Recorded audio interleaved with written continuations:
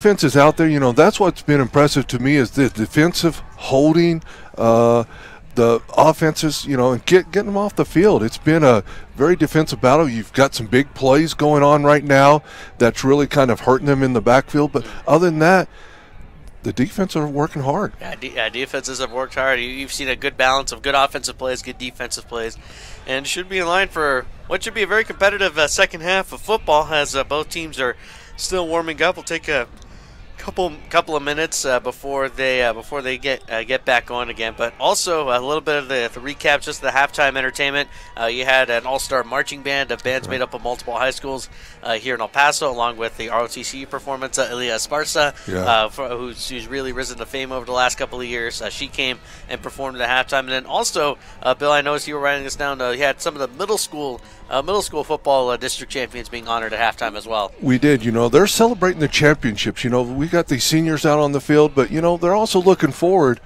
to what's coming up. And you've got Camino Real Middle School, 7th and 8th grade out of Ysleta that won their divisions. Valley View and Eastwood Middle School were celebrated on the field just a little bit ago. Frank Macias, both their 7th and 8th grade team, came out of Socorro and won their divisions. And EPSD, both 7th and 8th grade, Coronado, and then McGoughlin, 7th grade, came out and did some great things for EPISD this year. So as these boys, young men, are here on the field leading this middle school to where they need to be coming. Right.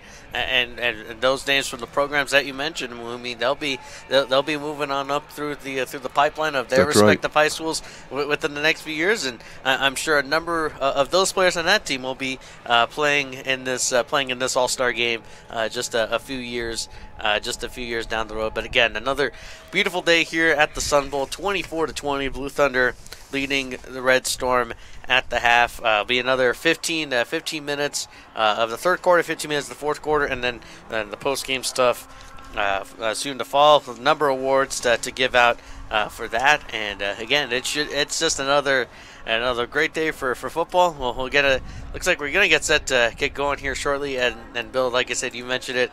A lot of fans migrating to the other side of the stadium from the press box side to the east side, I should say, of the Sun Bowl. And I mean, and for those that have never come out here, like you step into the stadium, and especially on an afternoon like this, once you're in the shade, boy, it is just a dramatic temperature drop then going to the sun to the other side. About a 20% change when you get into the shade. I want to shout out to the executive director of this classic, Rick Hernandez. These guys volunteer and do their time on this. And to recognize these seniors out here, Rick and the rest of the group, thank you very much for hosting this classic and celebrating all that happens in the high school level.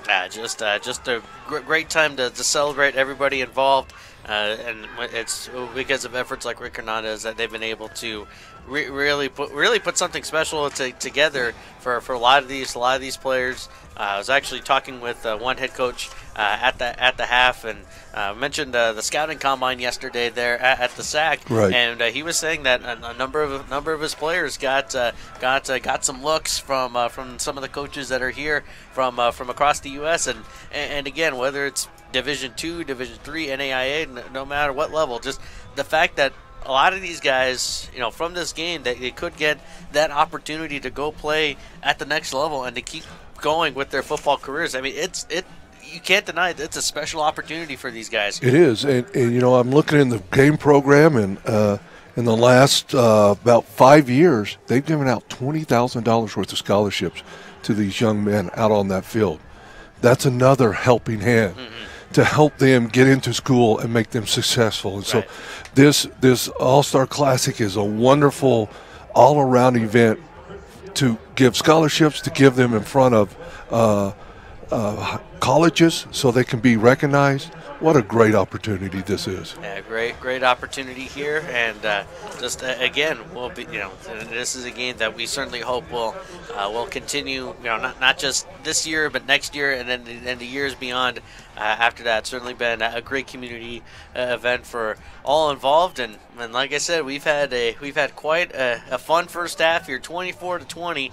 As we get set to start the second half, Red Storm will get the ball to start off here in the second half. Ivan Avina back to receive the kick. One of the receivers here for the Red Storm, along with Aaron Morales of Del Valle, and then over there near the far sideline will be Angelo Donatelli of Coronado, who caught a touchdown in that first half. So here is Joel Garola, who kicks it off, and we are underway here in the second half. Here in the Senior All-Star game, is that one will be picked up by Avina, who works his way to the left side, 25, trying to bounce off a tackle. Now trying to work his way down the field, but right there, nowhere to go, completely wrapped up there on the play. We'll see where they stopped his forward progress. It looks like they're going to give him the 20-yard line, but Caleb Gutierrez, the linebacker from Franklin, all over there on special teams. Grabbed him and would not let him go until he got to the ground. So good job on that tackle for Caleb to stop that progress. So with Gutierrez getting the stop, we'll have first down and 10 for the Red Storm here on the 21-yard line. And Andrew Fernandez, the quarterback from Montwood, he's gotten a couple of looks himself. He'll be leading the offense here to start. Fernandez, go ahead and keep the ball himself, works his way back over to the left side, trying to get around the edge. He does so, 25-30, and we'll get out of bounds just past there. Looks like they might mark him short of the 30-yard line, but a good pickup of 8 there on first down. You know, he went to the right and saw it was completely blocked and came back to his left and got 8 yards. Great thinking on his feet so he could get that 8 yards. So we have a first down, or rather second down and 2 from the 29-yard line. Fernandez out of the shotgun. He throws, pass complete to Cameron Hill. And Hill is wrapped up, and he'll have enough for the first down on the play. Pickup of about 4 yards. So Caleb Gutierrez from Franklin again on the tackle. So Gutierrez there making the stop, and Hill with his second catch of the afternoon. 33-yard line. So 33-yard line here on first down. The give, it's to Subiate up the middle, 35-40, making his way through, and that one is fumbled, but fortunately for Zubiata, that's going to be knocked right out of bounds. So, but either way, it's still good enough for another first down for the Red Storm. So, good start here to this drive in the second half. Looks like he got a 12-yard run on that before he threw the ball out of bounds accidentally. So, it's going to be first down and 45. Yeah, first down and 10 from the 45-yard line. It's just underway in the second half. Fernandez out of the gun. Zubiata to his left. Fixes to Zubiata. He'll keep it himself. Still scrambling to go. Nowhere to go. Still trying to escape the pressure, and it's not able to this time. And guess who? Caleb Gutierrez right there in the backfield for the Franklin Cougar. A loss of 6 yards on that play. You know, he got in the backfield so quick and got onto his legs, and he just could not go anywhere and fell down 6 yards behind the line of scrimmage. So after that loss of 6, it'll be second down, 16 from the 39-yard line. Red Storm down 24-20 with the football. The give on a reverse to Avina, working his way down the left side, 40, 45, trying to cut it back, and he'll stay on that side. He'll be pushed out of bounds near midfield, and it looks like he'll pick up about 9, maybe 10 yards, and we'll set up the Red Storm with a third down and a little bit more manageable coming up. Yeah, he just could not get past that wall of defenders. He had a couple blockers in front of him, but they were just not going to let him go any further, so he had to run it out of bounds. Officially gain of 9 yards, 3rd and 7 from the 48-yard line for the Red Storm. Fernandez out of the gun again. He takes a snap. He looks to throw a pass. Is thrown, and that is dropped.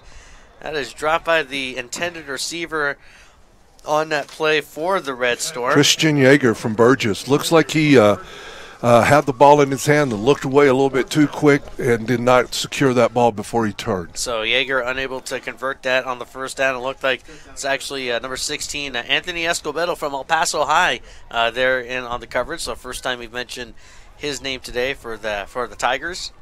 And with that, it'll be fourth down, and the Red Storm will punt this one away. The Shadows going over the field. It's got almost half the field taken care of. So if you're going to be on the east or west side here in about an hour, it's not going to matter. It's going to be in the shade all day long. He'll be in the shade. Punt on the way here. And it's going to be one angle towards the sideline. Pretty good kick. The ball will roll inside the 15 and will be marked right there. So one of the better punts that we've seen this afternoon from Javier Lopez of Pebble Hills. And with 12:46 to go here in this third quarter, the Blue Thunder will take over with the lead by 4 at their own 15-yard line. You know, the punt was a good punt. He had the distance that he could kick that ball with a full kick instead of trying to halfway kick it in that position. So it's a first down and 15 for the Blue Thunder. So first down and 10 for first down and 10. First down and 10 off the change of possession. Anthony Baird back in at quarterback. He was in the second quarter. I'd imagine probably see him for the rest of this game. Handoff up the middle to Ramirez, who had a touchdown run in that first half and gets another good gain on first down. 7, perhaps 8 yards for the Anthony Wildcat. Took that pile with him and drug him with him for another 4 or 5 yards to get that 8-yard carry. So it was a great run by the Wildcat. So actually they'll officially give him 7 yards in that carry. So 4 carries, 43 yards and a touchdown in this game. Third, here trips to his left